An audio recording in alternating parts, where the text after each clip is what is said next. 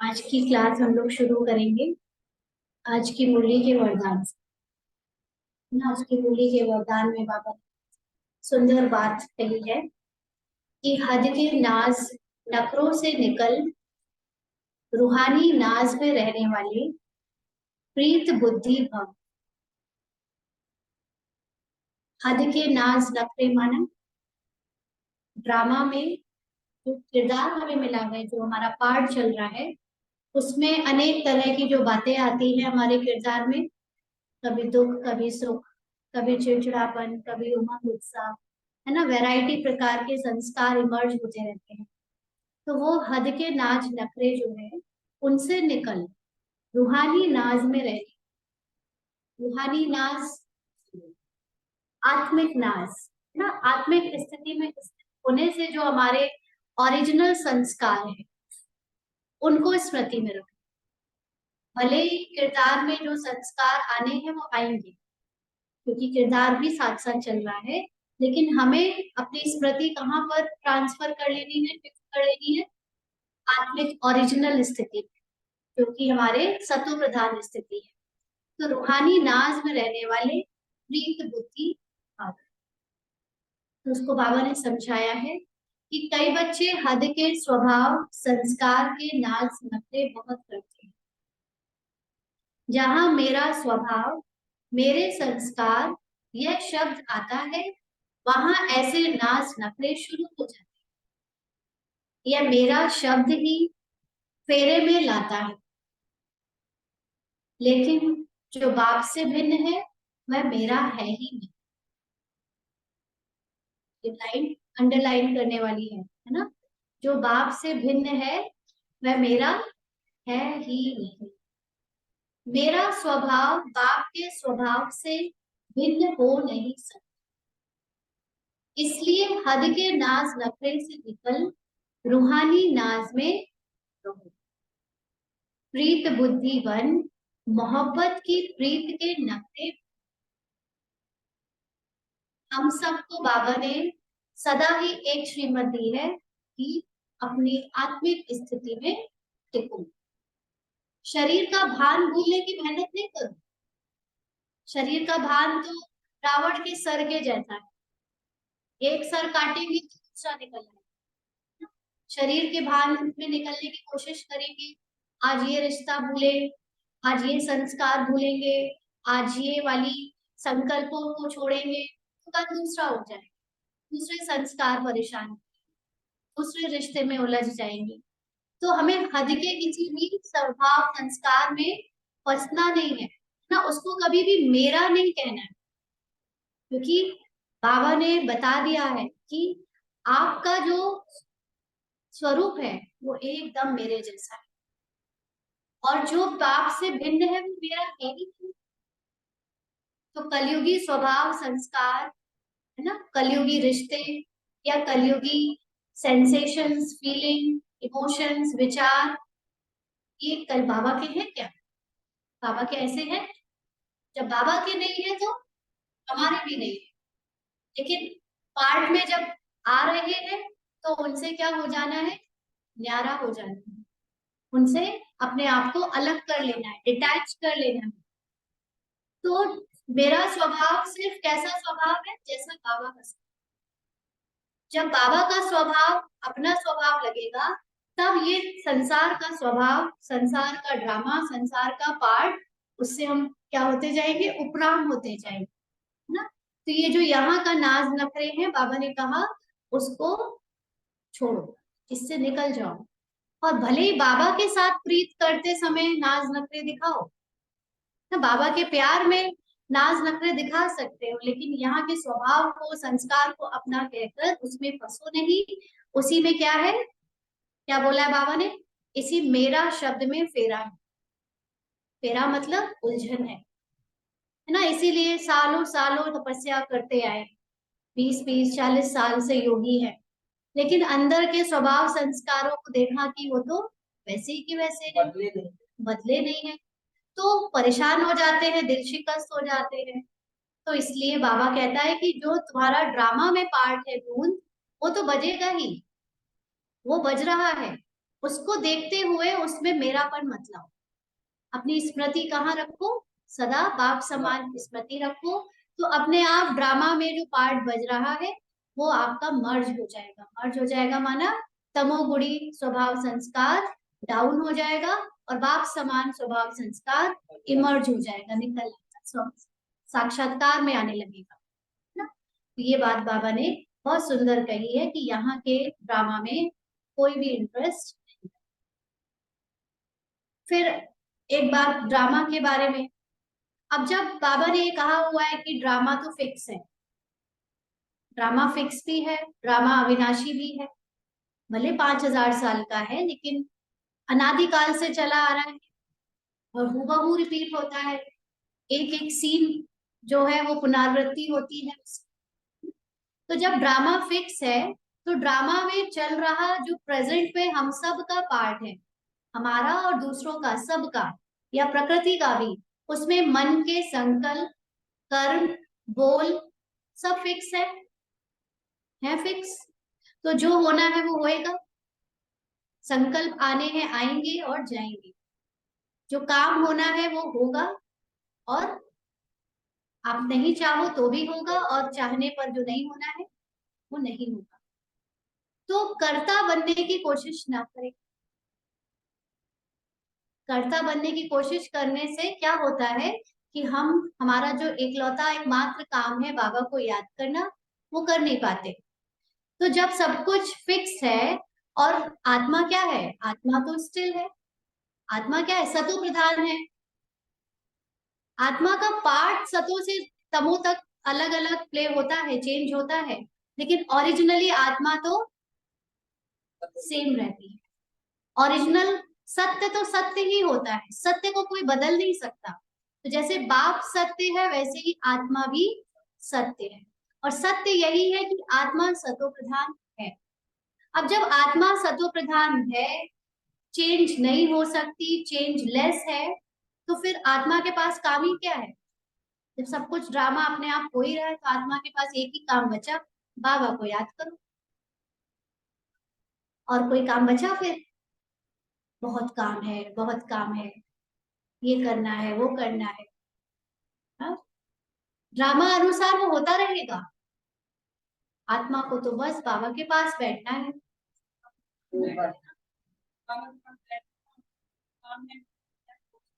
हाँ, आप ये हम पहले भी अनुभव से वो बताया है और आप सबने भी अगर प्रैक्टिकली अप्लाई किया होगा, बहुत काम है बहुत काम है तो पता चला काम ही नहीं हो रहा और सब काम छोड़कर बस बाबा की याद में बैठ जाओ, काम हो जाते, अपने आप काम हो जाते हैं ना। जब भी हम बाबा की याद को कॉम्प्रोमाइज करने करके काम करने जाते हैं तो काम जरूरी नहीं कि हो जाए या अच्छे से हो जाए, लेकिन जब बाबा की याद में बैठ जाते हैं तो काम होते हैं। ऐसा नहीं कोई और करके चला जाता, जो काम दूसरों से हो सकते हैं वो दूसरे करके चले जाते हैं, और जो काम हमारे हैं वो हमारे द्वारा भी अशरीरी होकर हो जाते हैं ना। बाबा की आज मुरली की फर्स्ट लाइन क्या थी, अशरीरी होकर यहाँ बैठना है। तो सिर्फ बैठना नहीं है लेकिन पूरे दिन अशरीरी होकर फरिश्ता रूप में बाबा की याद में हर कर्म करना है ना। तो आत्मा अब अपना सत्य जान चुकी है कि हमारा सत्य क्या है, चेंजलेस है, चेंज नहीं होता, तो टाइमलेस है। तो अब सब साक्षी होकर कर सकती है, देख सकती है अपने पार्ट को होता हुआ। अपने पार्ट को साक्षी होकर देखना ही सबसे बड़ा काम है।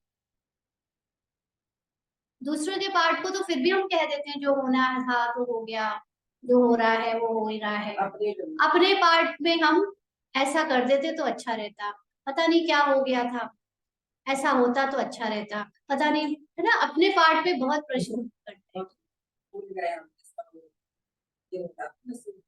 तो अब जब पता है कि ड्रामा बना बनाया है, ड्रामा एक सिस्टम है। आप देखो लौकिक में कोई कंपनी चलाता है ना, कंपनी खोलता है तो वो क्या करता है, वो एक सिस्टम बना देता है। वहां एक मैनेजर बैठा देगा, एम्प्लॉयज हायर करवा देगा, सबको उनका काम सौंप देगा, फिर वो जो भी कंपनी के जो भी काम काज है वो ऑटोमेटिकली होते रहते। जिन लोगों को उसने अपने काम पे रखा है वो सब अपना काम जानते हैं और करते रहते हैं। तो जो मालिक है वो क्या हो जाता है, निश्चिंत हो जाता है और फिर वो अपना दूसरा काम आराम से कर सकता है। तो जब आत्मा ने भी ड्रामा को समझ लिया है, तो ड्रामा में जो होना है वो ऑटोमेटिकली बाहर होगा और हमारी कर्मेंद्रियां भी ऑटोमेटिकली करेंगी, क्योंकि ये शरीर और ये पार्ट भी किसने दिया है आत्मा को, ड्रामा ने दिया है। ड्रामा ने दिया है तो ड्रामा इससे करा लेगा। जब ड्रामा इससे करा लेगा तो फिर आत्मा के पास काम ही क्या बचा। हाँ कुछ तो करेंगे ना, ये माया हमको बार बार कहती कुछ तो करेंगे ना, ऐसे कैसे, कुछ तो सोचो, ट्राई तो करना पड़ेगा ना, ढूंढना तो पड़ेगा ना। ये तो मतलब माया आपसे कहती है कि नहीं कुछ तो करना है, आपको बिजी करती है। तो हम हमेशा से ये समझ रहे थे कि ना परिस्थितियां माया नहीं है ना, परिस्थितियां माया नहीं है। माया क्या है, परिस्थिति के प्रति हमारा नजरिया, हमारा दृष्टिकोण, हम परिस्थिति को किस दृष्टि से हैंडल कर रहे हैं, ये माया है ना। तो इसलिए अभी ये बात बाबा की जो है ना, इसको प्रैक्टिकली अप्लाई करके देखना। हाँ, कलयुग लोक लाज। अच्छा, आज की बाबा की मुरली में कलयुगी लोक लाज की बात भी आई है ना, वो क्या लाइन थी, एकदम एक लाइन थी। हाँ, तुम सब मेराए हो जो कलयुगी लोक लाज की मर्यादाएं पसंद नहीं करते। ये बात एकदम सत्य है ना, बाबा के बच्चों को कलयुगी बंधन पसंद नहीं आए, इसलिए वो बंधन तोड़कर बाबा के प्यार के बंधन में बंध चुके। नहीं तो क्या होता है कि यहाँ आने पर अनेक कारण बनते हैं कि ये हो गया वो हो गया, ये लोक लाज की बात है ना, तो नहीं आते हैं। तो कलयुगी लोक लाज माना क्या, देखो कलयुग अभी इस समय तक हमारा जो पाठ चल रहा है और चला ज्ञान के पहले भी, वो सब सोच विचार हमको किसने दिए थे, ड्रामा में हमारे इस जन्म में जो भी पार्ट है उसने।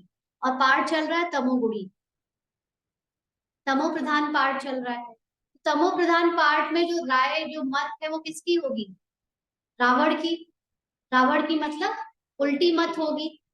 तो अभी तक यही हम सबको बोला गया कि ऐसे नहीं करो, यहाँ नहीं जाओ, ये मत पहनो, वो मत करो, है ना, जो चीज सत्य से दूर ले जाए वो करने को बोला गया और सत्य के करीब जाने के लिए हमेशा रोका गया। तो ये हो गई कलयुगी मर्यादाएं या कलयुगी लोकराज। तो बाबा ने कहा कि अब तुमको वो मर्यादाएं तोड़नी है और अपनी ईश्वरी मर्यादाओं में आना है।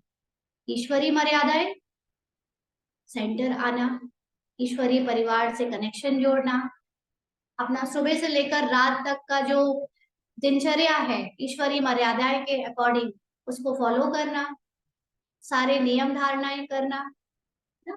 कलयुगी लोक लाज मर्यादा तो कहती है कि आप अपवित्र रहो, ईश्वरीय मर्यादा है कि पवित्र रहना है। कलयुगी मर्यादा कहती है कि बुराई तो करेंगे ही ना, चलेगा कैसे, गलत को गलत नहीं कहेंगे तो चलेगा कैसे, बदला नहीं लेंगे तो चलेगा कैसे, सहन हर वक्त सहन थोड़ी ना करते रहेंगे। ऐसी अनेक उल्टी उल्टी मतें हमको मिलती रही, लेकिन बाबा ने तो अब इसको बिल्कुल उल्टा कर दिया। तो अब बाबा ने जो हमें सिखाया है हमको वो मर्यादाओं को फॉलो करना है। तो हम मीराएं, जैसे वो वाली मीरा थी ना रियल की, जो लौकिक में जो मीरा थी, उसने भी तो अपने समय की सारी मर्यादाओं को लांघा था ना, भगवान को पाने के लिए। अब देखो उस मीरा का भी कितना गजब की बात है कि जीवन भर भक्ति करती रही कृष्ण की, कृष्ण कृष्ण कृष्ण, और जब अंत समय आया तो क्या बोली, पायो जी मैंने राम रतन धन पाए। याद किसको किया, राम को। तो कौन सा राम, त्रेता युग राम नहीं, परमात्मा राम, है ना। तो इसलिए ये बात समझने की है कि दुनिया में लौकिक में आपको बहुत कुछ बोला जाएगा, बंधन डाले जाएंगे। अपनी एक बहन जैसे ऑनलाइन क्लास में कह रही थी कि एक्सपीरियंस एक्सपीरियंस शेयर कर रही थी, ऐसे बोल रही थी कि हमारे घर में मैं मेरा पार्ट बंधन वाला है, मैं बांधेली हूँ, मेरा पार्ट बंधन वाला है, मेरे घर वाले ना तो मुझे सेंटर जाने देंगे और उसने अभी तक ट्राई भी नहीं किया, बट उसको पहले से मान रखा है कि ना सेंटर जाने देंगे, और मैं अगर सुबह उठकर अमृत वेला करना चाहूँ तो उसमें भी नहीं करने देंगे। माना हुआ है कि वो मुझे कोई नियम मर्यादा नहीं करने देंगे। तो ये लोक लाज की मर्यादा उसने अपने अंदर पहले से बना रखी। सामने परिवार में या लौकिक में कोई विरोध तो बाद में कर पाएगा, लेकिन उसने पहले से ही ये मानकर ये बना रखा है, मान रखा है। और फिर अपने आप को एक बाबा के लैंग्वेज में एक टैगलाइन दे रखा है कि मैं तो बांधेली हूँ, है ना। तो ये सब जो मर्यादाएं हैं, ये आत्मा को नहीं बांध सकती, ये सिर्फ शरीर को बांध सकती हैं। और उनको बांध सकती है जो शरीर के भान में रहते हैं, जिनकी स्मृति आत्मिक स्मृति हो गई, उनको कोई शरीर की मर्यादा, शरीर की बातें रोक टोक नहीं सकती। तो वही बाबा के बच्चों की बात आ जाती है ना, कि बाबा के बच्चे बाबा से बात भी शरीर बनकर करते हैं, किरदार बनकर बाबा से बात करते हैं। बाबा मैं तो बांधेली हूँ। कौन बांधेली? आत्मा कहाँ से बंधी हुई है? बांधेली तो शरीर किरदार है, वो भी पार्ट है। कोई बात नहीं है पार्ट, लेकिन अपने को तो मत बांधेली समझो। मतलब अपनी आत्मिक स्मृति में तो रहो। जो आत्मिक स्मृति में होगा वो कभी कहेगा कि मैं बंधन में? कह ही नहीं सकता, वो रह ही नहीं सकता, उसको तो घुटन होगी किसी भी तरह का कोई उस पर रोक डाले। वो अभी भी पूरी बॉडी कॉन्शियसनेस पे है। हमको दूसरों का सुनना पड़ता है, करना पड़ता है, ये तो उस लोक लाज में चलता ही है। ये साफ साफ बताता है कि अभी आप बिल्कुल देह भान में हो, आत्मिक स्थिति बनी नहीं, आत्मस्मृति में हो नहीं। तो ये बातें आज की मुरली से थी। और कोई मुरली की बात डिस्कस करने के लिए? अच्छा, एक और जैसे हम लोग, या बाबा अक्सर मुरलियों में कहता है, आज की मुरली में नहीं था, लेकिन अक्सर कहता है कि अल्फ और बे को याद करो, है ना। तो अल्फ माने हमने सीखा है कि अल्लाह, बे माने बादशाही। लेकिन इसमें याद करने जैसा क्या है? चलो, अल्फ अल्लाह मतलब बाबा को याद करो, ये तो समझ में आता है। बे बादशाही में क्या याद करो? वो सत्यों का सोने के महल याद करूं? सोने के पुष्पक विमान याद करूं? या कल जैसे बाबा ने कहा कि सोने की रेत याद करूं? क्या याद करूं? बादशाही मतलब क्या क्या याद करना है? अल्फ माने अपना अनादि स्वरूप याद करो। अल्लाह का या परमात्मा का या बाबा का अनादि स्वरूप होता है ना, जो कभी चेंज नहीं होता।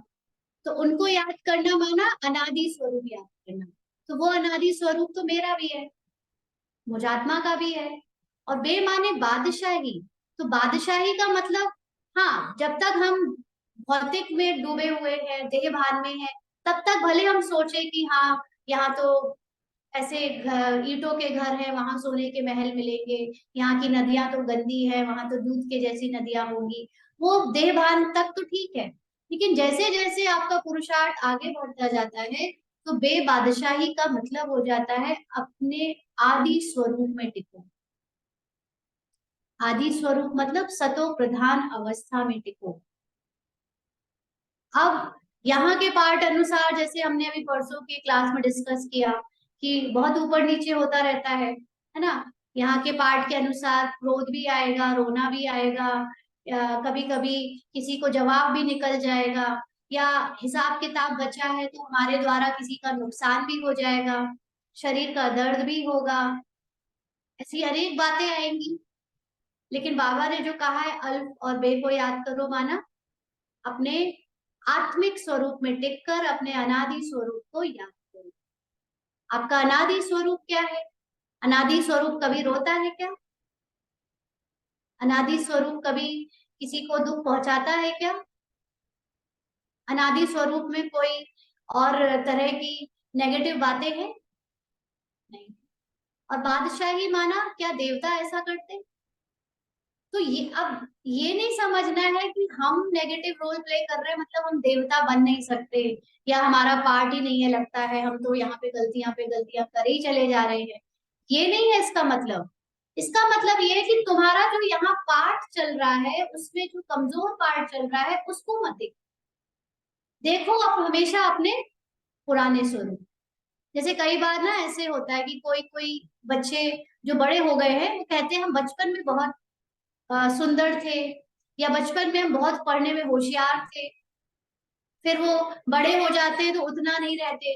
बातों बातों में उनके कभी कभी निकलता है एक्सपीरियंस कि छोटे थे ना हम जब, तो हम ऐसे थे, हम पढ़ने में बहुत होशियार थे, हमेशा टॉपर थे, या हम बहुत सुंदर थे। अभी तो ऐसा हो गया है मौसम से या टेंशन से बाल चले गए हैं। बचपन में हमारे बाल बहुत सुंदर थे। तो याद क्या करता रहता है हमेशा अपने अच्छा टाइम, जो उसका अच्छा टाइम था। उसको अच्छे टाइम में रुकना पसंद है। सबको यहाँ अच्छे टाइम में रुकना पसंद है। आज समय कितना भी कठिन हो लेकिन बातों में हमेशा अच्छे टाइम को याद किया जाता है। तो हमारा ये जो तमोगुणी बुरा टाइम जिसमें हमारा बुरा पार्ट भी निकलता है, उसको देखते हुए भी देखो नहीं, उसके प्रभाव में नहीं आओ। और याद हमेशा क्या रखो, अपना सतो प्रधान टाइम, है ना। सतो प्रधान टाइम में हम थे पहले, तो इस बात का निश्चय हो, है निश्चय, तभी यहाँ बैठे हैं। तो उसको याद करो। इसको कभी कभी भी गलती से भी अपना मत करो। जैसे कि बाबा ने आज कहा ना कि यहाँ के नाज नखरों को अपना मत कहना, मेरा मत कहना, है ना। तो ये होता है बादशाही याद करना। आत्मा स्वराज्य अधिकारी थी। आज भी अगर मैं आत्मिक स्थिति में टिक जाऊं तो मैं स्वराज्य अधिकारी हूँ। सिर्फ एक ही मेहनत है जो हम 2 दिन से अपन डिस्कस कर रहे हैं, आत्म अभिमानी बनने की। आत्म अभिमानी बनते जाओ, बनते जाओ, बनते जाओ। अपने आप सारी कर्मेंद्रियां आपके अकॉर्डिंग चलने लगेंगी। पता भी नहीं चलेगा, कोई मेहनत ही नहीं है फिर उसमें। तब आपके संस्कार पुराने वाले मर्ज हो जाएंगे और नए वाले पार्ट आपका इमर्ज हो जाएगा। तो ये सब था। ये देना से।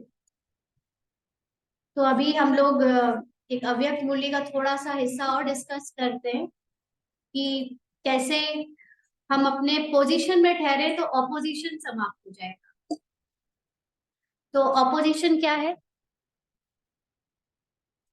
ऑपोजिशन का मतलब क्या होता है वैसे? ये तो सबको पता है। आजकल पॉलिटिकल पार्टी का ऑपोजिशन तो सबने सुना है ना।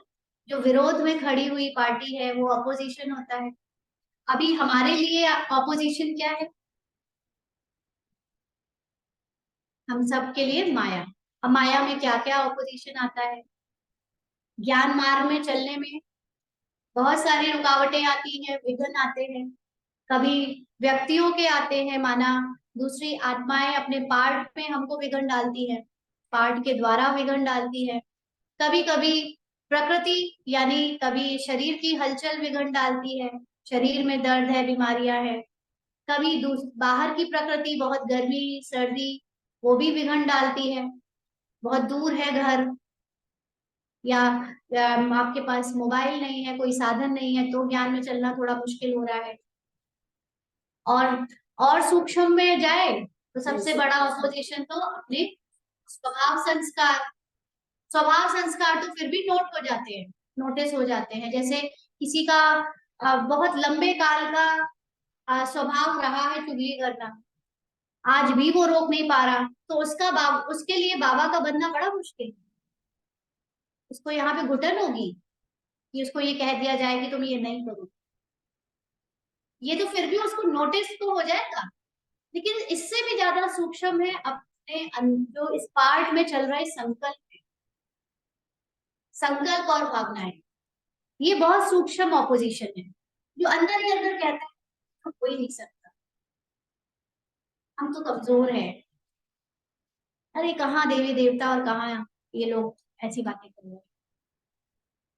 सूक्ष्म में ऐसे ऐसे संकल्प आते हैं ना, पूरे सही रास्ते में तो चल रहे हैं या नहीं, कि धारणाएं करने जा रहे हैं, इतने बड़े बड़े नियम फॉलो करने जा रहे हैं, संस्था सही है या नहीं, सही है ये शिव बाबा की नहीं, भगवान ही है कि ये लोग ऐसे ही बोलते रहते हैं बहुत बहुत बहुत तरह के अच्छे अच्छे महारथियों को भी संकल्प को भी ऑपोजिशन आता है। ये काम होगा कि नहीं, सेवा ठीक से होगी कि नहीं, है ना। बहुत रूप में ऑपोजिशन है। तो ये ऑपोजिशन को समाप्त करने की विधि भगवान की है। हाँ, तो इसके लिए हम पढ़ेंगे थोड़ा सा बाबा का, है ना। तो बाबा ने कहा कि सर्व आत्माओं के सुख और शांति करता बने हो, क्योंकि दुख हरता सुख करता के सिकी लदे बच्चे हो। तो जो बाप का कर्तव्य वही बच्चों का कर्तव्य, ना। क्योंकि बाबा के लिए महिमा गाते आए ना, हे दुख हरता सुख करता। तो बाबा जब दुख हरता सुख करता है तो हम भी बाप समान है। तो हम भी बाबा के समान कौन किरदार, ये रूपाली या बी के रूपाली, ना रूपाली ना बी के रूपाली। रूपाली और बी के रूपाली के पार्ट से भी अलग आत्मिक स्थिति ही दुख हरता सुख करता बन सकती है। बी के रूपाली कर सकती है, लेकिन वो भी बाबा के साथ रहकर कर सकती, बाबा के बिना तो कुछ नहीं कर सकती ना। तो जो बाप का कर्तव्य वही बच्चों का कर्तव्य। जो विश्व के कल्याण करता व सुख करता है, उनके पास कभी भी दुख की लहर स्वप्न में भी अथवा संकल्प में भी आ नहीं सकती। अब आप अगर अपनी आत्मिक स्मृति में टिके हुए हो, तो अगर पार्ट में आपका रोना भी चल रहा है ना, पार्ट में आपके साथ बहुत मुश्किल का सामना भी करना पड़ रहा है, परिस्थितियां बहुत हावी भी हो रही हैं, तो भी जो आत्मिक स्मृति आपकी है उसको वो दुख फील नहीं होगा। ऐसा हुआ है कभी आपने अनुभव किया है कि ऊपर से हमारे पार्ट में हमें दिख रहा है कि हम रो रहे हैं, हमें दिख रहा है कि हम परेशान हो रहे हैं, लेकिन अंदर आत्मा स्थिर है, वो ऊपर की लहरों को देख सकती है और अंदर की शांति को महसूस भी कर सकती है। वो को वही कर सकता है जो शरीर से अपने को अलग समझे।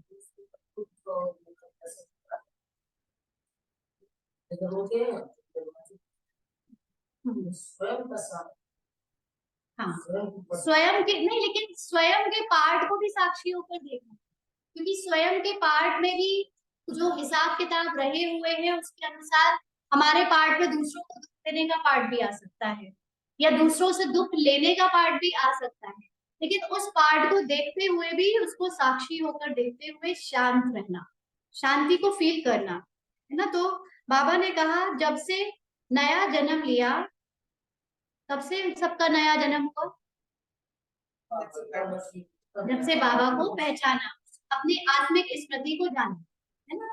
तो जब से नया जन्म लिया, बाप दादा के सिक्की लदे बच्चे बने, तो सर्वशक्तिमान की संतान के पास कोई भी प्रकार का संताप आ नहीं सकता। संताप अर्थात दुख की लहर तब तक है जब वह सर्वशक्तिवान बाप की स्मृति नहीं रहती, अथवा उनकी संतान प्रैक्टिकल में नहीं बनते। कहने मात्र बाबा बाबा कहते रहते हैं, लेकिन अपने को शरीर समझते रहते हैं। आत्मा अपने को बाप समान नहीं समझती है, तो भले वो दुख की लहर या संताप को महसूस करती है, लेकिन अगर अपने को भगवान बाबा का बच्चा समझ लिया है और उसके समान पहचान लिया है, तो दुख की लहर छू नहीं सकती। सुख के सागर बाप की संतान तो दुख की लहर क्या वस्तु होती है, इससे भी अनजान रहते हैं। सुख की लहर में ही लहराते रहते हैं। माया की ऑपोजिशन क्यों होती है? क्या होती है माया की ऑपोजिशन, जो जैसे हमने डिस्कस किया है ना अभी थोड़ी देर पहले। तो ऑपोजिशन का निवारण बहुत सहज है। ऑपोजिशन से सिर्फ एक शब्द निकाल दो, क्या? आ निकाल दो, हाँ। तो क्या हो जाएगा? पोजीशन में स्थित, है ना। पोजीशन पर स्थित है तो माया की ऑपोजिशन नहीं होगी। सिर्फ एक शब्द कट कर देना, अपने पोजीशन में ठहरना, यही याद की यात्रा है। जो हूं, जिसका हूं, उसमें स्थित होना, यही याद की यात्रा है। तो मैं कौन हूँ?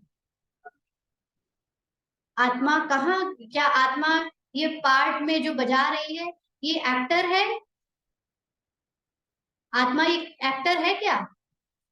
एक्टर है, लेकिन रोल है क्या? हाँ, रोल नहीं है ना, किरदार तो नहीं है आत्मा। तो आत्मा का अपना घर क्या है? बाबा के पास, परम धाम। वो हमारी पोजीशन है। कोई आपको कहे कि तुम हम पर डिपेंडेंट हो, तुम्हारे खर्चे हम चलाते हैं, तो दुख आपको फील होगा तब जब आप समझोगे कि बात ये सही कह रहे हैं। पता नहीं मेरा पार्ट क्यों ऐसा है कि ये मेरे खर्चे चला रहे हैं, पता नहीं मुझे, मैंने नौकरी क्यों नहीं पकड़ ली। लेकिन अगर वही आत्मा को ये स्मृति है कि मैं आत्मा केवल यहाँ पार्ट प्ले कर रही हूँ और ये सामने वाली आत्मा भी केवल पार्ट में मेरा निर्वाह कर रही है, तो ना आपको उसकी बातें बुरी लगेंगी और ना आपको दुख की लहर आएगी, क्योंकि आप अपने ओरिजिनल आत्मिक स्मृति में टिक गए, बाबा के साथ, बाबा के समान। तो बाबा के समान मैं कैसी हूँ? एकदम संपन्न,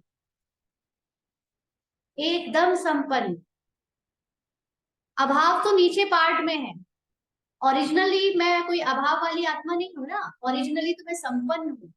तो नीचे के पार्ट को देखते हुए भी फिर आपको दुख छुएगा नहीं ना। तो ये ज्ञान आपको उस परिस्थिति से निकालने में मदद करता है। तो पहले, आज हमने सुबह की मुरली में किया था कि अभी क्या है, अटेंशन देना पड़ता है बार बार। पहले थोड़ी सी दुख की लहर आ जाती है, फिर हम अटेंशन देते हैं, ठीक करते हैं। लेकिन ये अभ्यास करते करते एक दिन ऐसा भी आना है जब ये नेचुरल हो जाए, माया हमको किसी भी तरीके से छू ही नहीं पाएगी, टच ही नहीं कर पाएगी ना? तो ये जो बाबा के समान स्थिति बनाना मुश्किल है क्या? हाँ? बाबा कहते हैं आप लोगों ने असलियत को भुला दिया है, उसमें स्थित कराने की ही शिक्षा मिली है। यहाँ रोज आना, आपको आपकी सीट पर बैठाना है। जब तक आप अपनी सीट पर बैठ नहीं जाओगे, आपको तब तक लास्ट लास्ट तक स्टूडेंट बने रहना है। यहाँ आना मतलब रोज स्मृति में याद दिलाना कि संसार ने मुझे कुछ नहीं दिया, मुझे जो मिला है वो बाबा के समान हूँ मैं, कुछ ना मैं देवता हूँ ना मैं यहाँ पर अभी किरदार में देवता हूँ। पार्ट में देने का पार्ट भी पहले से बना बना है, लेने का पार्ट भी बना बना है स्थूल रूप से तो सारा। लेकिन जो मैं अपने को आत्मिक स्मृति में टिकाऊं, तो फिर वहां से मेरा देवता का पार्ट शुरू होता है ना। हमने दाता कैसे बनना है उसके बारे में भी समझा था, आप लोग नहीं थे उस क्लास। कोई किसी क्लास में आता है, कोई किसी में आता है, तो पुरानी क्लासेस का उनसे डिस्कस करने में वो रहता है ना। दो लोग पहले वाली क्लास में, दो लोग दूसरी क्लास में, ऐसे होता रहता है। तो बाबा ने कहा आपने अपने असली रूप को क्या कर दिया है? भुला दिया है, उसमें स्थित कराने की ही शिक्षा मिली है। तो असली रूप में ठहरना मुश्किल होता है या नकली रूप में ठहरना मुश्किल होता है? होली के अथवा दशहरे के दिनों में छोटे बच्चे आर्टिफिशियल नकाब पहनते हैं। उनको कहो कि ये नकली नकाब उतार कर असली रूप में हो जाओ, तो क्या मुश्किल होगा? मुश्किल होगा। तो आत्मा को ये किरदार भूलना मुश्किल क्यों लगता है? हाँ? कितना समय लगेगा? बाबा कह रहे असली रूप में हो जाओ तो कितना समय लगेगा? अपने आप को दिया है आपने कुछ टाइम लाइन की, हम इतने दिनों में बाबा इस शरीर को भूलेंगे? हाँ? आप लोगों ने भी यह खेल किया है ना, क्या क्या नकाब धारण किए 84 जन्मों में, क्या क्या नकाब धारण किए, खास तौर से पिछले 63 जन्मों के। कभी बंदर बने, कभी असुर। बंदर मतलब जानवर नहीं, लेकिन बंदरों की तरह हरकत करने वाला पार्ट प्ले किया। कभी असुरों की तरह पार्ट प्ले किया, कभी रावण का, है ना। तो कितने नकली नकाब धारण किए हैं। तो अब बाप क्या कहते हैं? वह नकली नकाब उतार दो। सारे 63 जन्म की स्मृति को भूल देखो। इस जन्म के अलावा वैसे भी पुराना तो याद है, लेकिन वो पुराने का प्रभाव तो अभी भी संस्कारों में दिखता है। जो हमारे अंदर के इस जन्म के, पुराने जन्म के संस्कार निकलते हैं दिनचर्या में, वो तो उसी का सब सार है ना, पुराने 63 जन्मों का। तो उसको देखते हुए भी बस उससे डिटैच होना है, उसको अपना नहीं कहना है, उस पर ध्यान नहीं देना है, उसमें इंटरेस्ट नहीं रखना है, तो अपने आप वो नकाब क्या होगा, उतरता जाएगा। और बाबा की जो अपनी आत्मिक स्मृति की याद है, उसको देखते देखते पुराने सब नकाब उतर जाएंगे। तो सदैव यह नशा रखो कि असली स्वरूप, असली धर्म, असली कर्म हमारा कौन सा है, देवी देवताओं वाला। अगर कर्म की बात करें तो परम धाम में अनादि रूप में तो कोई कर्म है नहीं, तो कर्म याद करने हैं तो कब के करें, आदि देवता स्वरूप के याद करें। और अगर अपनी स्थिति को याद करना है तो किसकी स्थिति याद करें, चाहे आत्मिक स्थिति की करो चाहे देवता स्थिति की करो, लेकिन देवता स्थिति में भी साकारी रूप याद आता है, तो कहीं ना कहीं आप साकार में ही अटक जाओगे फिर भी। ब्रह्मा बाबा को भी जब तक देखते रहे तो साकार में ही अटक गए, बाबा ऐसा करते थे, बाबा ऐसा करते थे, बाबा वैसा करते थे, तो ऊपर ऊपर से हम बाबा को कॉपी करते रहे। लेकिन बाबा ने भी अपनी आखिरी स्थिति जो है, ब्रह्मा बाबा ने वो एकदम निराकारी बनाई, शरीर को भी भूल गए। वो दिखती नहीं है ना, वो पुरुषार्थ दिखता नहीं है निराकारी स्थिति का। अव्यक्त स्थिति का तो फिर भी दिखता है कि बहुत हल्के होकर चल रहे हैं, निश्चिंत हो गए हैं, लेकिन निराकारी स्थिति का जो पुरुषार्थ है वो बहुत गुप्त है, अंदर ही अंदर का है। तो अब हमारा अभ्यास कैसा हो कि हमारा असली धर्म एक शान है ना, अब ना हम किसी की शरीर में कोई रिश्ता, सिर्फ शान स्वरूप आत्मा असली धर्म है, और असली कर्म वो है जो देवी देवता करते हैं। तो असली नॉलेज के हम मास्टर नॉलेजफुल है। यह नशा कम है क्या, कम है क्या, सारे स्वमान बाबा ने जो दिए हैं वो इसी के तो नशा है ना। तो यह नशा सदैव रहे तो क्या बन जाएंगे, क्या बन जाएंगे, मंदिरों में जो देवता खड़े हैं वो बन जाएंगे, है ना। तो यहाँ पर इतना ही रखते हैं, अभी हम 10 मिनट मेडिटेशन करेंगे।